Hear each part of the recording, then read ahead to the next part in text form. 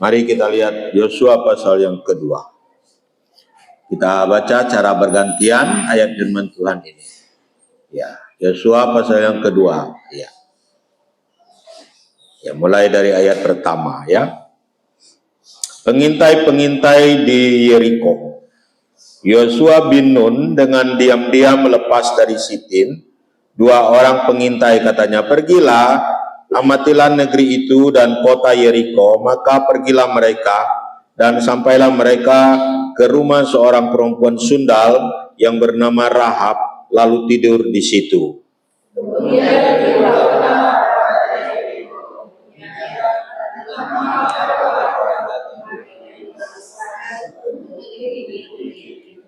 Maka Raja Yeriko menyuruh orang kepada Rahab mengatakan, "Bawalah keluar orang-orang yang datang kepadamu itu, yang telah masuk ke dalam rumahmu, sebab mereka datang untuk menyelidiki seluruh negeri ini."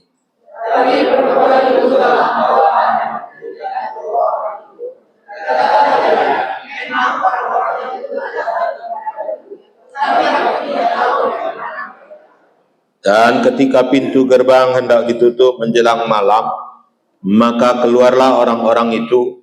Aku tidak tahu kemana orang-orang itu pergi. Segeralah kejar mereka, tentulah kamu dapat menyusul mereka.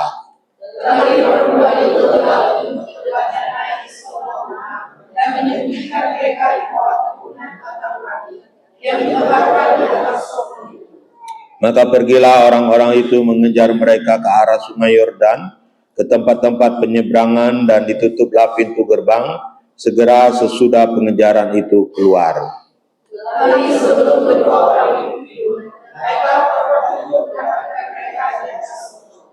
Dan berkata kepada orang-orang itu, "Aku tahu bahwa Tuhan telah memberikan negeri ini kepada kamu, dan bahwa kengerian terhadap kamu telah menghinggapi kami, dan segala penduduk ini gemetar menghadapi kamu."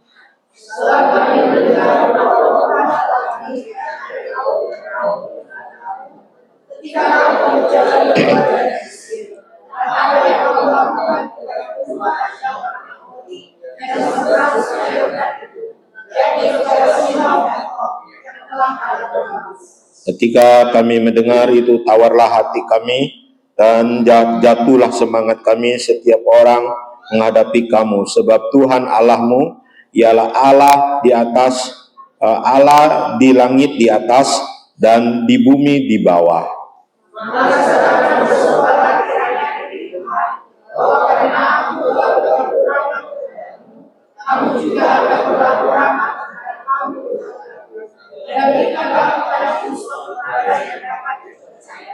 Bahwa kamu akan membiarkan hidup ayahku dan ibuku, saudara-saudaraku yang laki-laki dan yang perempuan, dan semua orang-orang mereka, dan bahwa kamu akan menyelamatkan nyawa kami dari maut.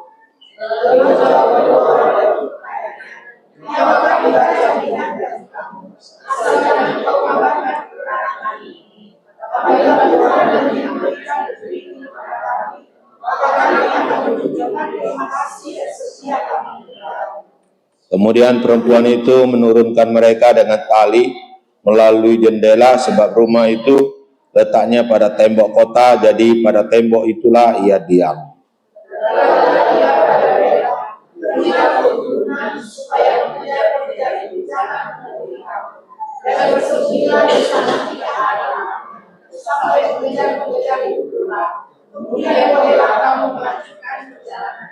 Kedua orang itu berkata kepadanya, "Kami akan bebas dari sumpah kami ini kepadamu yang telah kau suruh kami ikrarkan."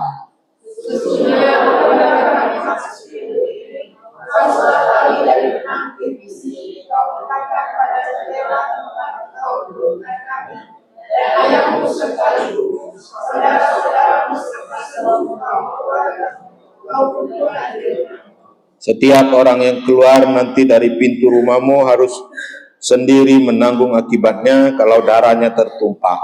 Dan kami tidak bersalah, tetapi siapapun juga yang ada di dalam rumahmu, jika ada orang yang menciderainya, kamilah yang akan menanggung akibat pertumpahan darahnya. Tetapi jika engkau melakukan perkara ini, maka bebas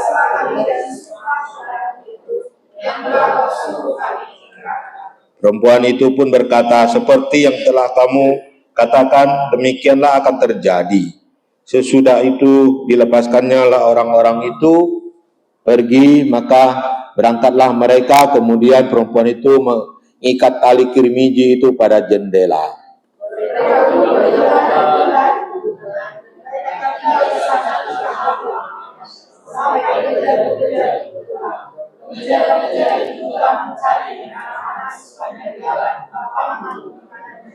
Maka pulanglah kedua orang itu, mereka turun dari pegunungan lalu menyeberang dan sampai kepada Yosua bin Nun.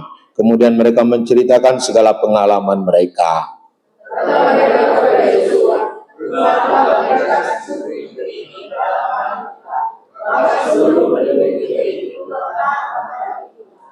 Nah, Bapak Ibu dikasih oleh Tuhan, firman Tuhan ini dilatar belakangi bagaimana kota Yeriko, kota yang besar, kota kebanggaan pada zaman itu, ya, akhirnya terjadi robohnya tembok itu, ya, tembok yang membentengi kota itu roboh. Kalau saudara-saudara ketahui, tembok itu diperkirakan itu, ya, 2 kereta bisa melintasi tembok itu. Bayangin 2 kereta, kalau 1 kereta itu 1 meter lebih, ya berarti 2 kereta berarti 3 meter. Kemudian tambah prai kiri kanan tengah, bisa saja berarti bisa 5 meter atau 6 meter. Ya, lebarnya itu saudara-saudara, ya, bisa sampai 6 meter. Ini gereja kita lebarnya itu hampir 6 meter. Ya, berarti lebar temboknya seperti ini saudara. Ya, kalau sudah lebar tembok ini kira-kira bisa tidak ditembus, ya. Iya, tentu susah. Ya, kecuali bom bunker itulah.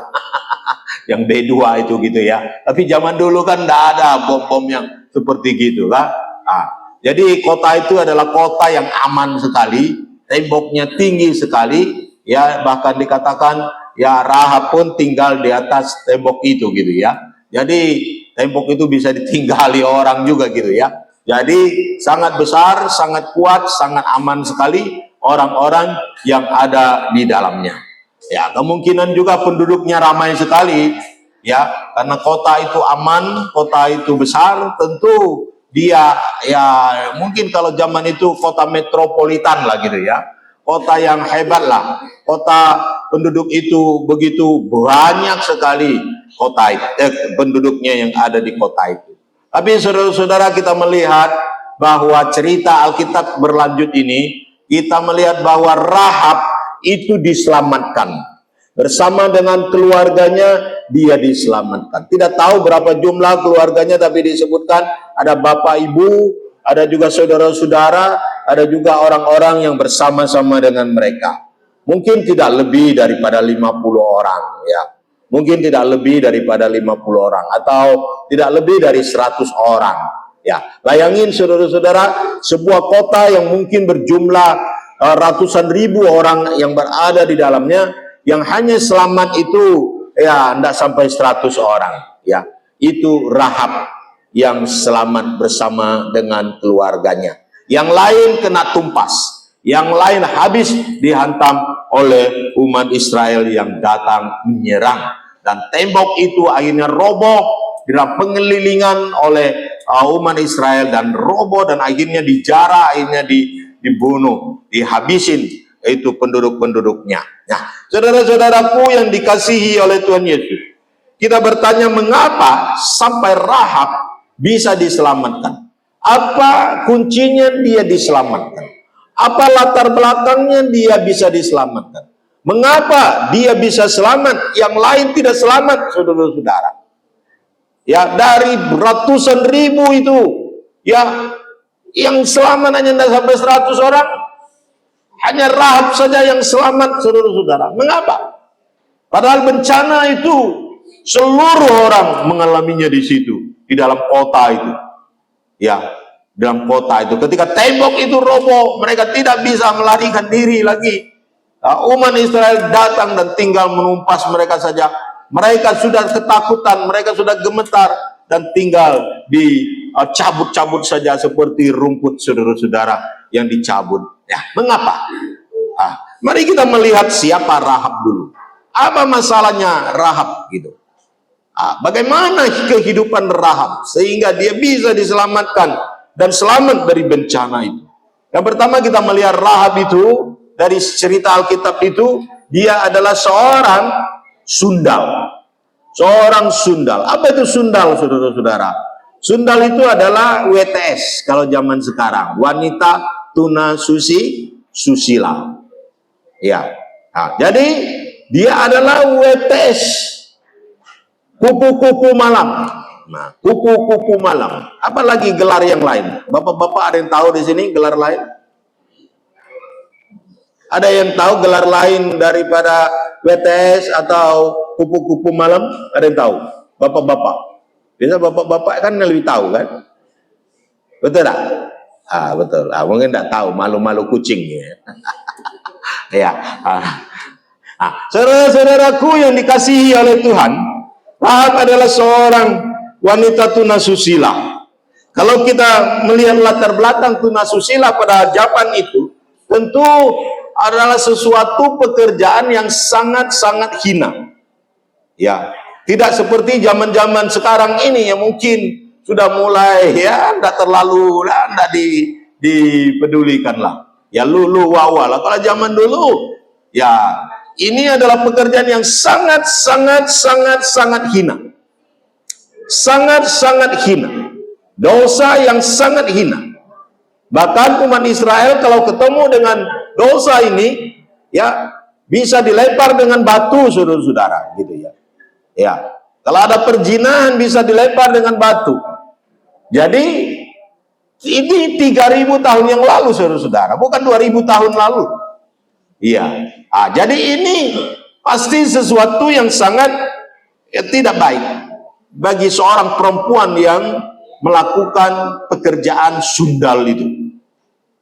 Ya, pasti si Rahab ini adalah orang yang terbuang, orang yang dihinakan, orang yang tidak dipandang mata sebelah mata, orang yang dihina, orang yang dikucilkan, orang yang tidak disukai mungkin oleh masyarakatnya. Yang disuka dia itu hanya hidung belang saja.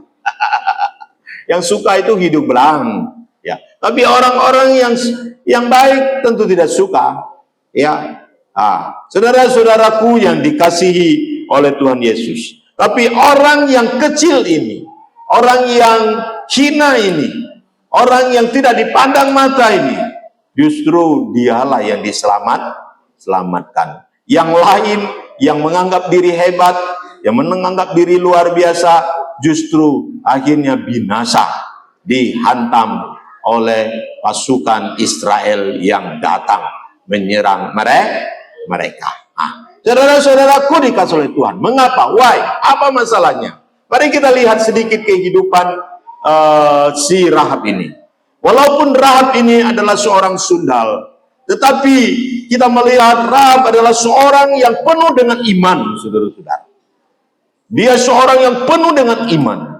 Nah, saudara-saudara, dari perkataan dia, kita bisa melihat bahwa dia memiliki iman yang luar biasa, saudara-saudara.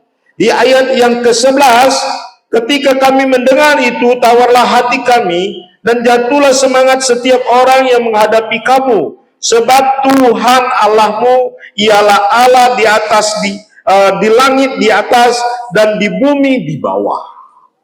Jadi di situ menggambarkan iman dari Rahab yang luar biasa. Dia berkata Allah itu adalah Allah di langit di atas, saudara-saudara. Jadi di atas langit lagi, langit itu yang mana? Gitu. Langit itu dia sepandang memandang itu ke atas. Dan kenapa di atas lagi? Karena langit itu dianggap ada penguasa-penguasanya.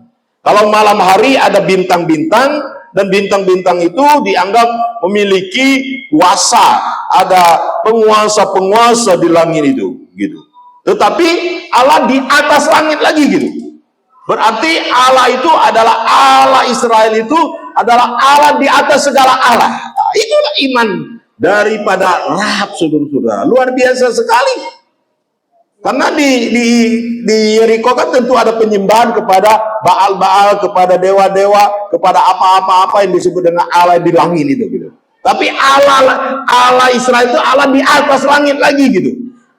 Wah, luar biasa sekali iman seorang perempuan Sundal ini, seorang kafir ini, saudara-saudara. Nah, tapi dia memiliki iman yang luar biasa. Bahkan dikatakan dikatakan Allah itu adalah Allah di bumi.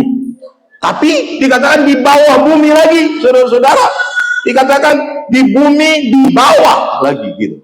Artinya adalah Allah berkuasa di bumi, tapi juga berkuasa di bawah bumi. Ada apa dengan penguasa di bawah bumi ini? Di bawah bumi ini melambangkan bagaimana ada penguasa-penguasa gelap, kuasa-kuasa gelap, ya. Nah, kalau di atas mungkin dewa-dewi bagi mereka gitu ya. Tapi yang di bawah itu penguasa-penguasa gelap gitu ya. Tapi Allah itu penguasa atas gelap itu sendiri gitu ya. Penguasa atas dunia kegelapan itu. Ya, berkuasa atas segala kuasa iblis, kuasa setan. Nah, luar biasa sekali iman daripada Rahab ini, saudara-saudara. Padahal kita ketahui dari mana dia mempunyai iman seperti itu, saudara-saudara. Dari mana dia bisa mempunyai iman seperti itu? Alkitab berkata di dalam Roma bahwa iman itu muncul dari pendengaran. Pendengaran akan apa? Pendengaran akan firman Tuhan, saudara-saudara. Makanya dijelaskan, Rahab di situ menjelaskan bagaimana dia mendengar berita tentang laut Tebrau yang terbelah. Bagaimana dia mendengar bahwa mereka menumpas mendengar kerajaan-kerajaan di dekat laut di dekat Sungai Yordan itu. Ya, lalu saudara-saudara ada di situ Sihon dan Og itu, saudara-saudara. Nah, jadi dia mempunyai iman itu datang dari pendengaran akan firman Tuhan. Nah, berita ini, siapa yang membawa berita ini kepada dia? Apakah misionaris? Tidak ada, zaman dulu tidak ada istilah misionaris. Apakah di situ ada gereja? Apakah di situ ada umat Israel? Tak ada. Semuanya tak ada. Itu berita-berita itu hanya boleh dikatakan berita dari mulut ke mulut gitu loh. Cerita mulut ke mulut gitu. Dan berita itu juga bisa sudah disulap, ditambah, dikurangi dan sebagainya gitu. Iya, ditambah, dikurangi, mungkin oleh orang-orang yang menjadi langganan daripada Rahab ini, hidung-hidung belang yang datang gitu loh. Lalu memberitakan tentang cerita-cerita seperti itu. Ya, mungkin mereka cerita seperti itu ya karena ini sudah seperti cerita film gitu ya. Oh, seperti kejadian-kejadian yang luar biasa gitu ya. Apalagi baru-baru sebelum Yeriko itu Sungai Yordan kan sempat terbelah juga gitu ya. Sungai Yordan juga terbelah dan berita itu juga sampai pastinya ke telinga Rahab gitu ya. Nah, semua itu membuat Rahab penuh dengan iman. Imannya bertumbuh, imannya luar biasa dari pendengaran akan firman Tuhan itu. Amin. Amin. Nah, padahal saudara-saudara, sebenarnya bukan hanya Rahab yang mendengar. Hampir seluruh kota itu juga mendengar berita-berita itu. Tapi orang-orang yang ada di kota itu, para prajurit, para raja-raja yang ada di kota itu, semua orang yang ada, tidak ada yang istilahnya beriman pada Tuhan. Justru mereka bersiap-siap. Justru mereka mungkin bersiap mempersiapkan diri untuk bertarung dengan umat Israel yang akan menyerang kota itu. Mereka hanya takut saja. Mereka memang takut, mereka memang gentar, tapi mereka tidak percaya, mereka tidak menyerahkan diri kepada Tuhan. Mereka tidak menyerahkan diri kepada Tuhan, mereka hanya takut doang. Takut dengan menyerahkan diri itu berbeda, saudara-saudara. Rahab takut, gentar memang terjadi pada dia, tapi dia percaya, menyerahkan diri kepada Tuhan. Ya, saudara-saudaraku dikasih oleh Tuhan. Inilah iman daripada Rahab, seorang perempuan sundal yang dianggap sebelah mata. Justru orang inilah yang beriman dan percaya, yang menyerahkan diri kepada Tuhan. Amin. Amin. Saudara-saudaraku dikasih oleh Tuhan. Kadang-kadang kita pikir orang yang beriman itu, kalau orang itu mungkin seorang yang punya religius yang hebat, punya pemahaman Alkitab yang hebat, nah itulah dia. Atau orang-orang yang saleh, orang-orang yang luar biasa, rajin beribadah, rajin ini mencari hal-hal rohani, ya dialah yang penuh dengan iman. Tapi Rahab bukan orang seperti itu. Justru orang seperti itu ditemukan penuh dengan iman. Amin. Nah, Rahab adalah seorang yang beriman kepada Tuhan. Makanya saudara-saudara, dari sini kita sebagai orang percaya harus mulai membenah diri. Apakah saya orang beriman? Mengapa selama ini kita tidak beriman? Kenapa iman kita terlalu kecil? Mengapa iman kita terlalu kerdil? Apa masalahnya? Masalahnya ketika kita mendengar firman itu tidak sungguh-sungguh. Kita jarang mendengar firman. Kita lebih suka mendengar berita dunia. Kita suka dengan hal-hal dunia. Sehingga firman Tuhan itu dianggap sesuatu yang kuno. Sesuatu hal-hal yang sekunder. Padahal firman itulah hal yang primer dalam kehidupan saya dan saudara-saudara. Amin. Disitulah yang bisa membuat iman kita berkembang. Itulah yang membuat iman kita bisa menjadi kuat. Itulah yang membuat kita bisa beriman.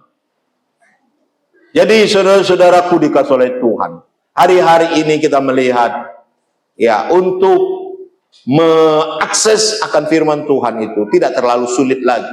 Apalagi zaman semakin berkembang, teknologi semakin luar biasa. Saudara-saudara punya mata. Saudara-saudara bisa baca Alkitab. Saudara-saudara mungkin berkata, aku malas membaca. Saudara-saudara punya telinga. Saudara-saudara bisa mendengar. Ada itu mensos-mensos yang menampilkan semacam cerita-cerita Alkitab. Ya, kita tidak perlu membaca, kita mendengar pun bisa. Jadi tidak ada lagi alasan bagi kita nggak bisa mendapatkan. Sambil masak pun kita bisa dengar. Sambil kerja pun kita bisa dengar. Sambil berjalan pun kita bisa dengar. Ya. Kita punya HP yang bisa ditaruh di sini atau di mana, lalu ada kasih itu, lalu kasih di sini, bisa dengar. Amin. Jadi tidak ada alasan kita tidak bisa mendengar firman Tuhan. Oh, saya terlalu sibuk, Pak. Saya terlalu sibuk. Pagi-pagi saya bangun sudah urus ini, urus ini, urus ini. Bukan itu. Itu hanya alasan doang. Karena di tengah-tengah kesibukan kita masih bisa mendengar firman Tuhan. Amin. Kadang-kadang anak saya ini bingung dengan saya. Simo kadang-kadang juga bingung. Saya buka TV buka. Mungkin tentang apa saya buka. Lalu HP saya juga saya buka. Buka HP juga berbunyi. Ini juga hidup. Dua-duanya hidup. Jadi mereka tanya, Papa ini lihat yang mana? Papa ini nonton yang mana? Papa ini dengar yang mana? Saya kasih tahu mereka, dua-duanya saya lihat. Dua-duanya saya dengar. Amin. Apakah saya dapat akses? Dua-duanya saya dapat akses. Walaupun dengan mata saya melihat, saya bisa nafsirkan apa yang terjadi di situ. Ketika telinga saya dengar, saya bisa masuk di sini dan bisa masuk ke sini. Ini sekarang sekali lagi tergantung kepada saya dan saudara-saudara. Amin. Tergantung kepada kita semua. Kasih tahu kiri kanan. Mendengar firman Tuhan itu tergantung kepada kamu. Ya. Mau dengar atau tidak mau dengar, itu tergantung kepada kamu. Kalau begitu, kita mempunyai iman atau tidak punya iman, itu pilihan kita. Amin. Pilihan kita. Yang kedua, kalau kita melihat dari kehidupan Rahab, dia memiliki iman yang teruji. Iman yang luar biasa. Bukan iman sembarangan iman. Bukan iman yang tempe, tetapi iman yang teruji. Kenapa? Karena ketika dia menyelamatkan dua orang pengintai ini, dia sedang berhadapan dengan raja. Raja sendiri menyuruh pasukannya datang. Mungkin karena mereka sudah dengar umat Israel mau menyerang, sehingga mereka juga pasang mata-mata di dalam kota. Ya. Sehingga ketika dua orang ini datang, ya, tiba-tiba mereka sudah tahu semua bahwa ada dua orang datang dan masuk ke dalam rumah Rahab. Ada mata-mata yang melihat datang dan masuk ke dalam rumah Rahab, saudara-saudara. Dua orang lagi disebut, dengan jelas lagi di sana. Dikasih tahu. Ya, tetapi ketika pasukan datang, pasukan mengetuk pintu dan meminta Rahab supaya menyerahkan kedua orang ini. Apakah Rahab menyerahkannya? Tidak. Padahal resiko ketika dia tidak menyerahkannya adalah dia bisa dibunuh oleh raja. Dia bisa dianggap sekongkol dengan raja, dengan pengintai Israel ini. Dia bisa dianggap musuh, saudara-saudara. Bisa dianggap musuh. Dan nyawanya sebagai taruhannya. Mengapa dia menyelamatkan kedua orang ini? Apa masalahnya? Karena imannya bahwa Israel akan datang. Dan Israel akan menghancurkan kota ini. Dan Israel akan memiliki kota ini. Itu iman. Itu belum terjadi. Dan itu hanya iman saja. Sekarang pilihannya, membela imannya atau membela raja, atau membela kota itu. Membela bangsanya atau membela umat Israel, atau membela Tuhan, atau membela imannya, mempertahankan imannya. Kalau dia membela imannya, dia berhadapan dengan raja yang ada di depan matanya, pasukan yang ada di depan matanya, yang kapan-kapan saja bisa mengambil nyawanya. Tapi kalau dia membela umat Israel atau membela imannya, belum di depan mata, masih jauh nun di sana. Tetapi kali lagi, dia punya iman dan dia bela imannya.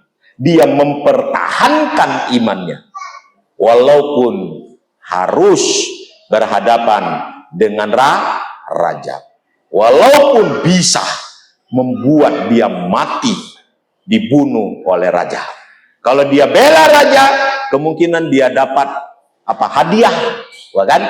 Oh, dia berjasa. Ya kan, berjasa terhadap kerajaan. Nah, itu di depan mata. Di depan mata dan akan terjadi sewaktu itu. Sedangkan kalau dia membela umat Israel, masih nun jauh di sana. Belum tentu juga. Gitu. Masih hanya bersifat iman saja.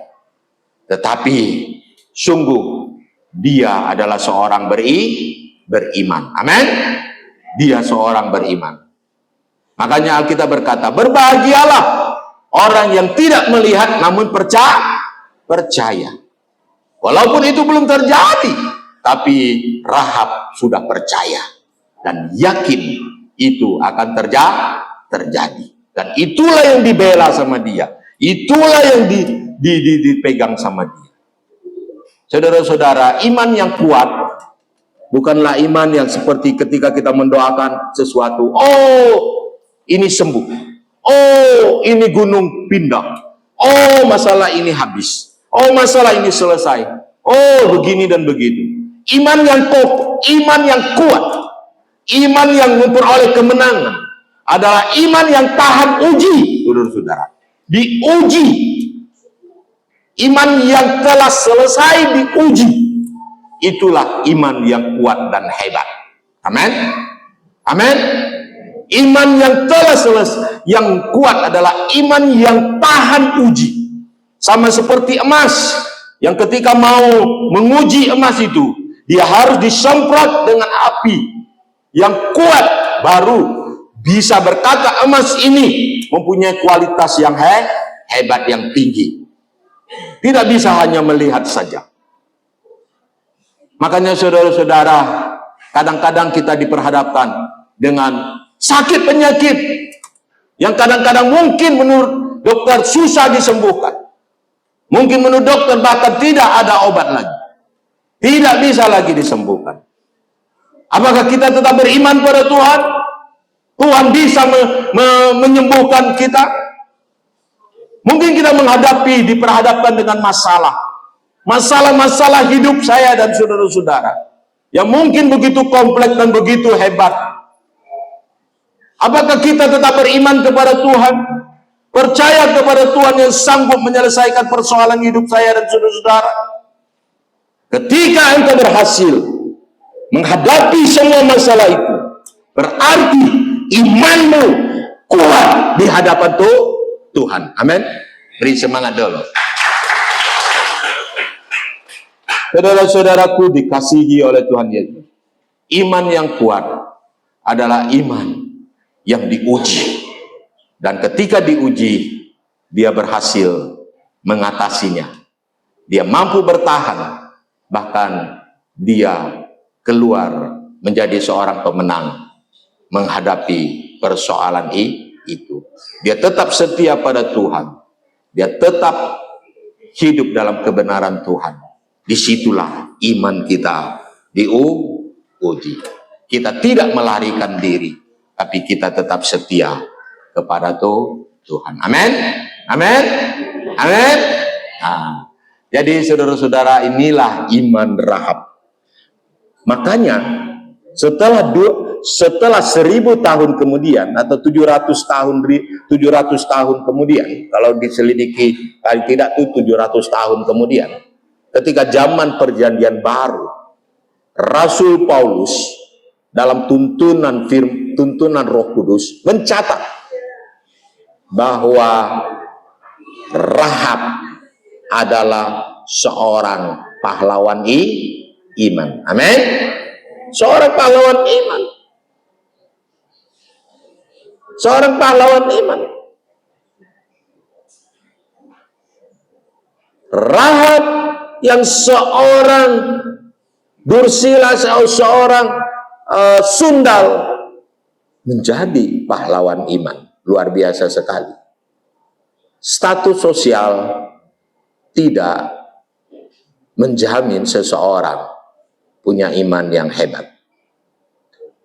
Apapun status hidup saya dan saudara-saudara, apakah engkau orang kaya, engkau orang miskin, apakah engkau orang bodoh, apakah engkau orang yang pintar, apakah engkau anak muda, apakah engkau anak yang sudah tua, itu tidak menjamin semuanya itu. Apakah engkau seorang jabatan di gereja, apapun jabatanmu di gereja, itu tidak menjamin engkau punya iman. Amin. Ya. Engkau harus diuji dulu, baru engkau ketahuan apakah engkau kuat di dalam Tuhan atau tidak. Di situ dia. Ya, tapi bukan berarti, ujilah aku tuh. Janganlah juga. Gitu.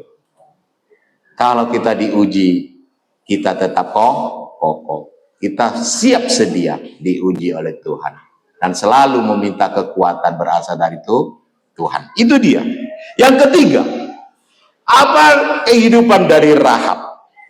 Rahab adalah seorang yang cinta keluarga. Cinta keluarga, saudara-saudara. Ketika dia dijanjikan keselamatan itu, dia berkata, ayahku, ibuku, saudara-saudaraku, dan orang-orang yang beserta dengan mereka, jangan dibinasakan. Lalu pengintai berkata, kumpul dari satu. Ya, ini strategi supaya tidak terbunuh. Lalu kasih itu kermisi di situ. Nah, ini melambangkan darah Yesus, ya kan? Melambangkan pengorbanan Tuhan di atas kayu salib. Darah Yesus, merah itu barang kan? Iya. Saudara-saudara, dan dikasih oleh Tuhan. Ya, akhirnya selamat satu keluarga besar. Keluarga besar Rahab selamat. Padahal saudara-saudara, kadang-kadang keluarga itu susah. Ya. Ketika kadang-kadang justru orang-orang luar yang lebih enak dalam pergaulan. Justru kadang-kadang yang membuat masalah, banyak keluarga yang justru membuat masalah. Tetapi walaupun kita lihat sebenarnya Rahab, dia seorang sundal, pasti dia dikucil oleh keluarganya. Pasti dia tidak disuka oleh keluarganya. Tetapi kita melihat dia tidak membalas kejahatan mereka dengan kejahatan. Tetapi justru dia membalas kejahatan mereka dengan kebaikan. Justru melalui dia seluruh keluarganya diselamatkan. Amin. Karena dia mencintai keluarganya. Saudara-saudara, apakah kita mencintai keluarga kita? Apakah kita peduli dengan keluarga kita? Mungkin orang tua kita, mungkin saudara-saudara kita. Apakah kita peduli? Peduli dengan mereka?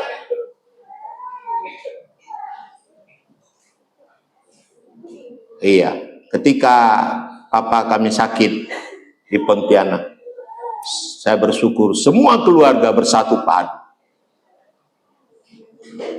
datang dan menanggung beban itu, dan akhirnya semua terselesaikan dengan baik. Semua karena cinta kasih. Apa ada yang berlutut, saudara-saudara, di rumah sakit gara-gara itu papa lagi sedang kena, lalu dokternya entah gimana gitu atau susternya, sampai itu satu ya keluarga berlutut-lutut dengan itu karena kasihnya kepada orang tua. Ya, saudara-saudaraku dikasih oleh Tuhan, bagaimana dengan kita? Mengasihi orang tua kita, mencintai orang tua kita. Kalau berbicara tentang jasa orang tua terlalu besar sudah. Amin. Dari sejak kecil kita sudah. Ya. Simu ngeluh dan saya. Kasih tahu lapor. Dia main kotoran. Ya, saya pikir dulu dia masih kecil pun dimain kotoran. Ya, jadi sekarang layaklah dia membalas cinta kasih orang tua. Amin. Amin. Amin. Nah, kadang-kadang orang tua kita lagi sehat, banyak duit, wah kita sedang, aduh. Ketika orang tua sudah susah, ketika orang tua sudah menjadi beban, istilah orang, kita tak peduli lagi. Kita anggap dia barang, pergi sana jauh-jauh. Rahab bukan orang jenis seperti itu. Amin. Ya, biarlah kita meneladani Rahab yang penuh kasih kepada keluarganya. Bukan hanya orang tua, adik kakak semuanya menjadi cinta kasih bagi Rahab. Yang terakhir, bagaimana kehidupan Rahab yang terakhir? Rahab seorang yang tidak ingkar janji, yang megang janji. Kita melihat di sini sebenarnya bisa saja dia tidak percaya kepada janji dua orang pengintai dari Israel, tapi dia percaya. Kemudian dia juga bisa mengingkari janji. Mungkin waktu di Roma dia bisa terdesak untuk istilahnya menepati janji dia untuk menyelamatkan kedua orang ini, karena mungkin dia takut tekanan dari kedua orang ini. Tetapi ketika kedua orang ini pergi dari rumah dia dan sudah bersembunyi di gua-gua, di padang gurun, atau di tempat di mana Rahab tunjukkan kepada mereka, sebenarnya Rahab bisa saja mengingkari janjinya. Dia bisa melapor kepada raja bahwa orang itu sembunyinya di gunung sana loh, gitu. Dan dia akan bebas, baik dari kedua pengintai ini, dia akan bebas dari janji itu. Tetapi dia adalah seorang yang pegang janji. Amin. Amin. Saudara-saudara, apakah kita orang yang pegang janji?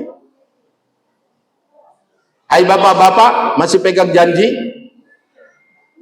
Ketika engkau dinikahkan, aku menerima dia, sehat maupun sakit. Lalu, apa sampai hari ini terima? Aku menikahi kamu, hartaku hartamu. Tapi sekarang gimana? Hartaku masih hartamu?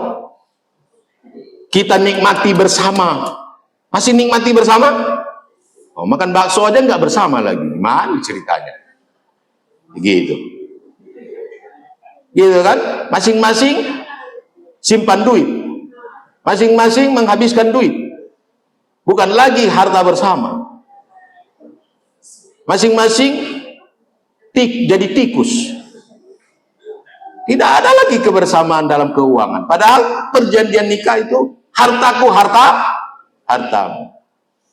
Tapi sekarang hartaku hartaku, hartamu hartamu. Tak pusing lagi. Itulah janji tak ditepati. Bertobatlah. Amin. Yang ada begini, bertobatlah. Iya. Apa janji kita kepada anak-anak kita? Apa janji kita kepada orang tua kita? Apa janji kita kepada Tuhan kita? Allah kita.